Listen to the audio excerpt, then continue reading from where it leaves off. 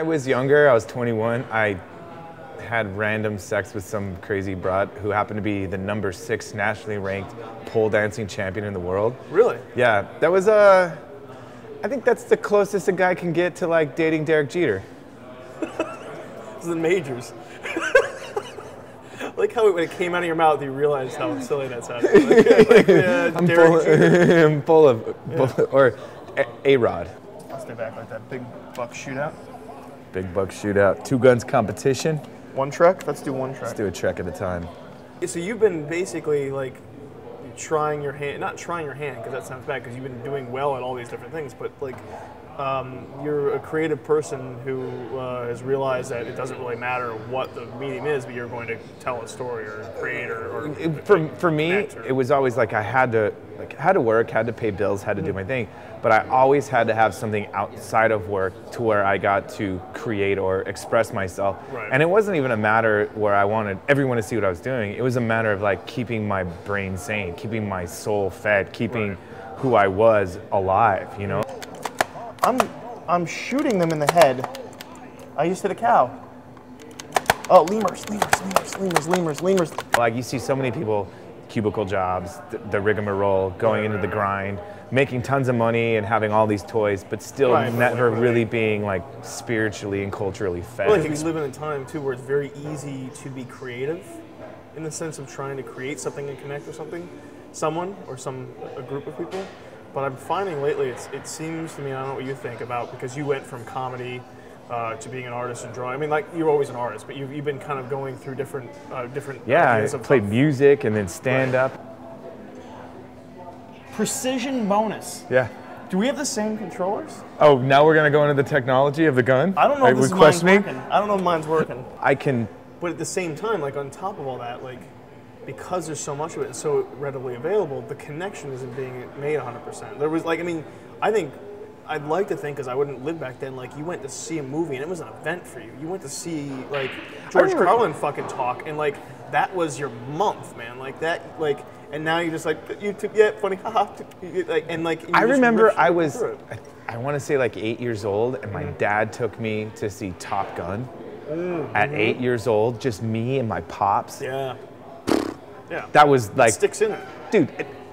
How many 28 years or 28 years later, and I still remember that day.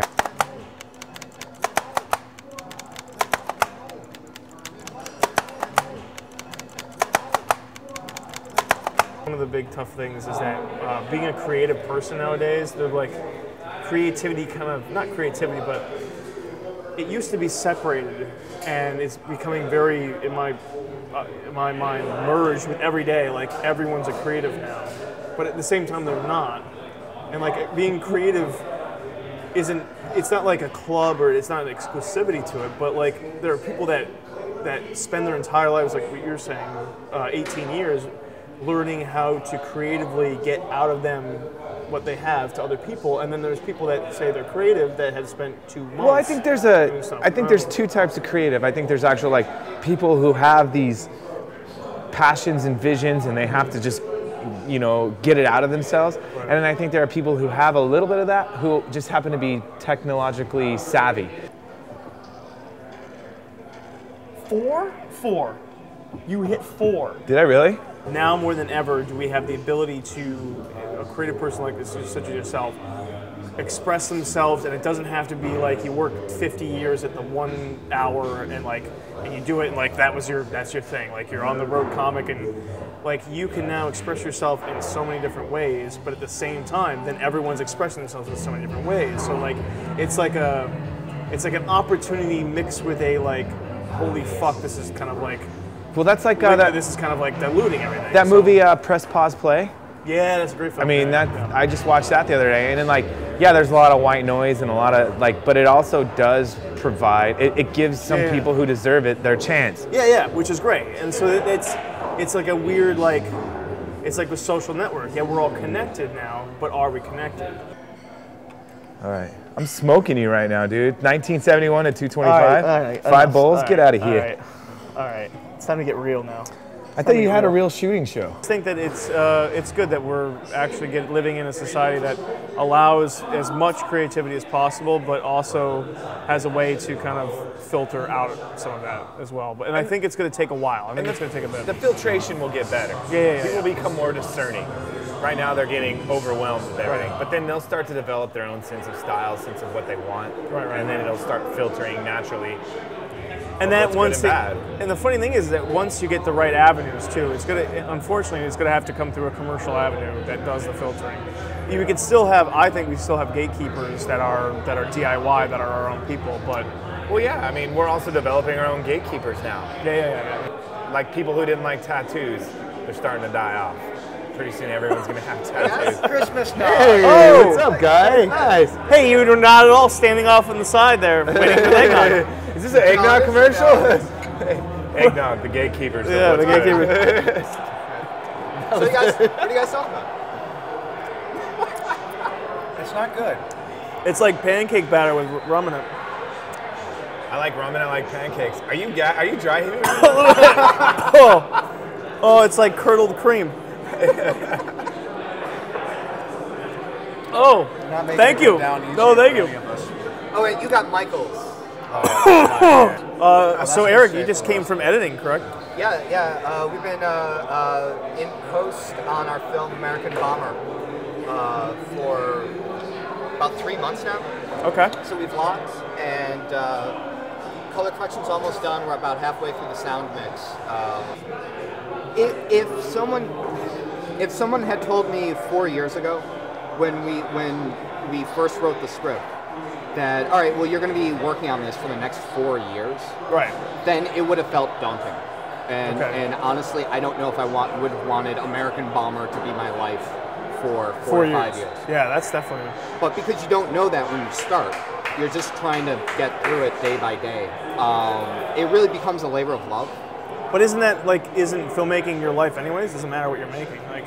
No, it does matter, because if someone had told me that it would take me 10 years before I got my one little 5-minute spot on VH1 to do that, I honestly would have just went straight to robots. Really? You know what I mean? Yeah. All right. But you don't need to hear that. But you have to do it, and you have to go down that road, and you have to do these things. And it's naivety and not knowing, or having the unknown is kind of what allows you to do what you have to do. Like, true. If someone told you you're going to die at 87 or die at 34, would you have given a shit to live that much until then? Like, it's kind of the same thing. You're right. So basically, your success is your death. Yeah. Yes. Sometimes I'm like, oh, I wish I knew the future. I wish I knew the path. Right. And then sometimes I'm like, enjoy the fucking path, man. Yes. Like, have some fun with it. Like, I may never fucking ever get a film into like this, that, and the other thing, or be part of this, that, and the other thing. But like, I'm gonna miss how fucking awesome it actually is if I keep looking too far to like manufacture my path. In a weird way, though, I think it's a double-edged sword, because like you read an interview with somebody like David Lynch, right? And they ask him, why don't you make movies anymore? Mm-hmm. And he's like, when I made my first film, Eraserhead, it took me 5 years to make it, and I didn't know it was going to take 5 years, and because there was no expectation, and there was no money really. I could take my time and I could get it right, and I can enjoy living in that world and explore all the possibilities. Time is the ultimate. Fuck money. Time. Right, comedian, like David Tell, it took him 20 years to make his first comedy record, and it was amazing. Yeah. And he hasn't put out one since. Yeah. And he's like recorded a few of them, but hasn't liked them because his first one he had so much time to prepare for that now, like, how do you follow up with that? You know, it's the same thing with a band and their follow-up record, their sophomore record. Yeah. You know, like you have so much time to develop your sound, do your thing, because no one's watching. When you're under the radar, man, this is the beautiful time that we're all in. You know what I mean? Like, all right. Should we sing our way out of this? Should we carol our way out? Let's start. All right, who's starting? Ding dong, ding dong, ding dong, ding dong. La la la la la la la la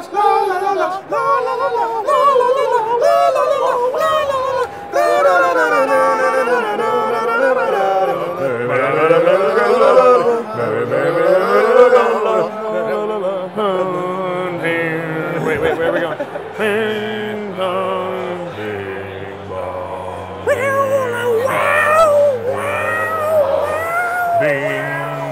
right? It's like guitar. Like, are you doing the Van Halen version? no, like the Siberian Orchestra. All right. Wait, Van Halen